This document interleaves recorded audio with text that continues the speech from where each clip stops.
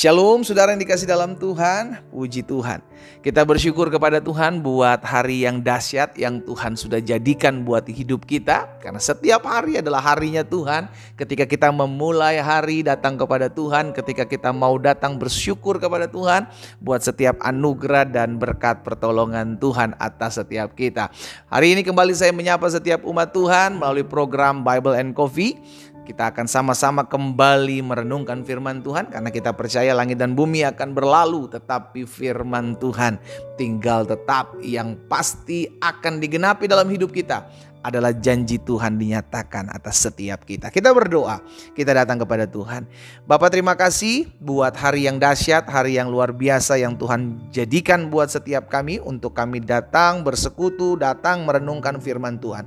Kami perlu firman-Mu karena kami percaya firman-Mu yang menerangi setiap langkah dan kehidupan kami sehingga kami tidak tinggal dalam kegelapan tapi kami tinggal dalam terang Tuhan yang ajaib.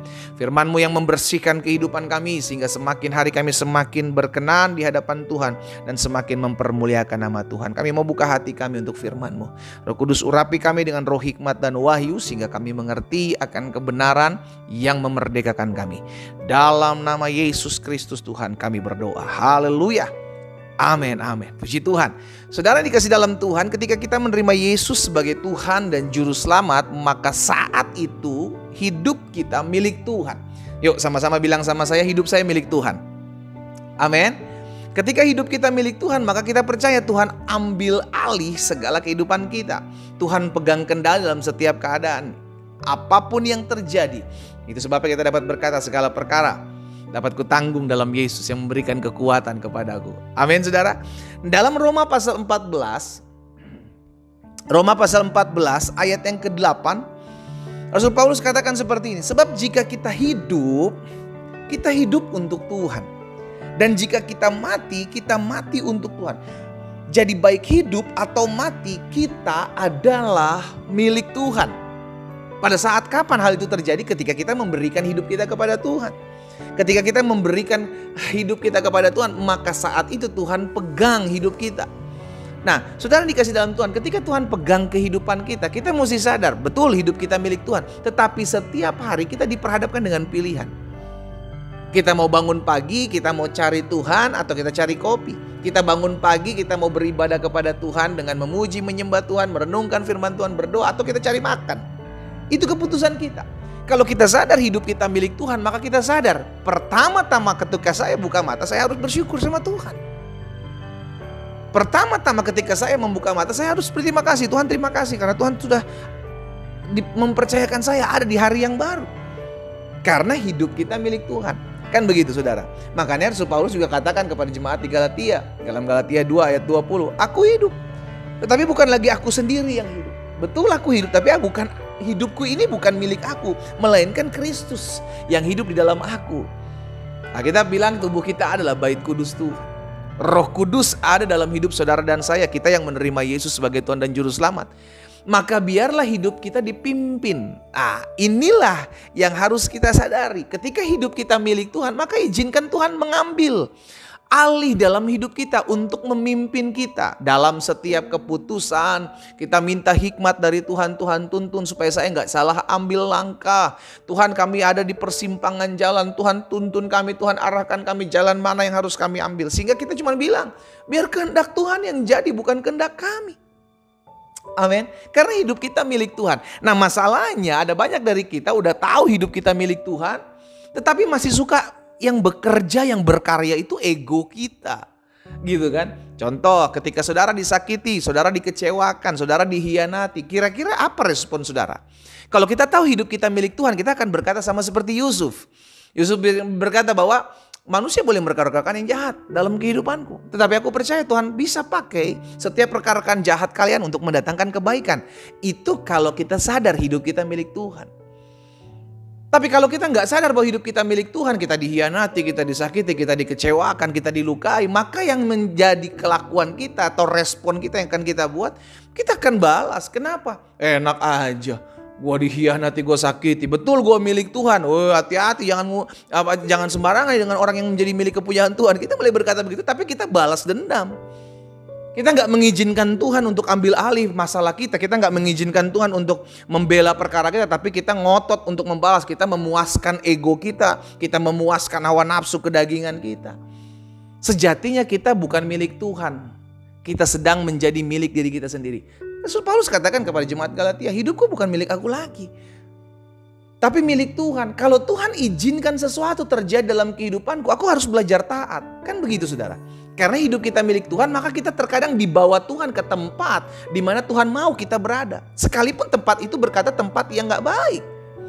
Maksudnya dalam hal ini mungkin tempat itu adalah tempat yang kita pikir, aduh menurut saya ini gak enak loh Pak tempat ini. Menurut saya tempat ini bukan tempat yang layak untuk saya tinggal di tempat ini. Tapi kalau Tuhan izinkan kau ada di tempat itu, lihat Daud saudara. Daud ketika diurapi menjadi seorang raja, tidak serta-merta langsung menjadi raja.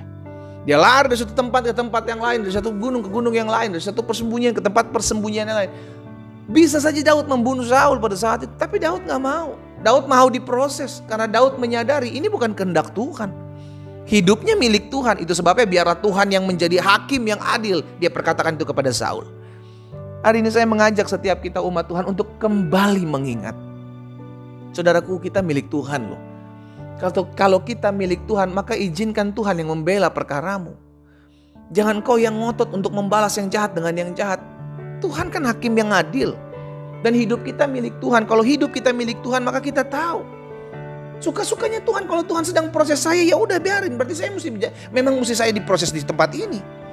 Kan begitu saudara. Makanya Rasul Paulus jelas ingatkan kepada jemaat di Roma pada saat itu dalam Roma 6 ayat 16. Coba perhatikan. Apakah kamu tidak tahu bahwa apabila kamu menyerahkan dirimu kepada seseorang sebagai hamba untuk mentaatinya, kamu adalah hamba orang itu yang harus kamu taati, baik dalam dosa yang memimpin kamu kepada kematian maupun dalam ketaatan memimpin kamu kepada kebenaran.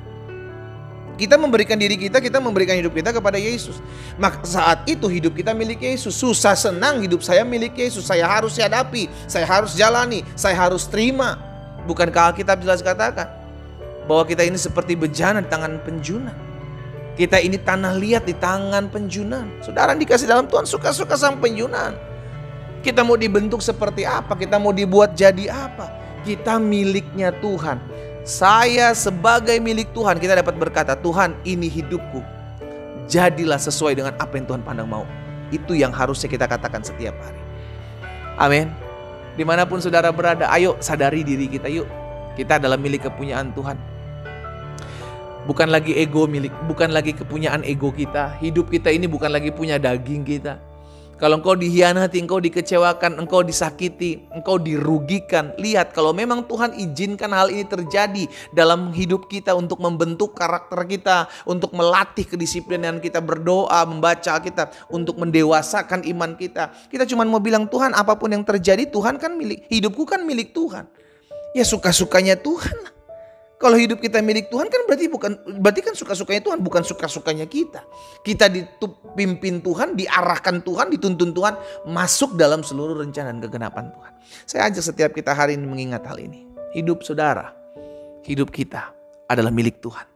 Kalau hidup saudara dan saya adalah milik Tuhan, maka belajar untuk percaya bahwa apapun yang terjadi dalam hidupmu semua dalam campur tangannya Tuhan. Kita berdoa, kita datang kepada Tuhan. Bapa, dalam nama Yesus, kami berterima kasih karena kami tahu pertolongan kami datangnya dari Tuhan. Hidup kami milik Tuhan ketika kami menerima Yesus sebagai Tuhan dan Juru Selamat. Maka kami adalah hamba-hamba Kristus. Apapun yang Tuhan sedang izinkan hari-hari ini, Tuhan bawa kami, Tuhan bentuk kami, Tuhan proses kami. Maka jadilah apa yang Tuhan pandang baik.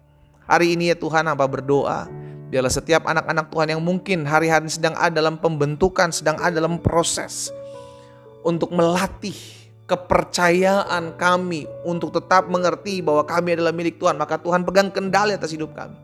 Maka jadilah apa yang Tuhan pandang baik atas kami. Hamba berdoa, biarlah kami anak-anak Tuhan hari-hari ini tetap terus mengingat bahwa hidup kami milik Tuhan. Hidup kami mau diatur oleh Tuhan. Hidup kami bukan milik kami lagi. Karena baik hidup maupun mati kami adalah milik kepunyaan Tuhan. Hamba juga berdoa buat yang sakit. Tuhan jamah dan sembuhkan.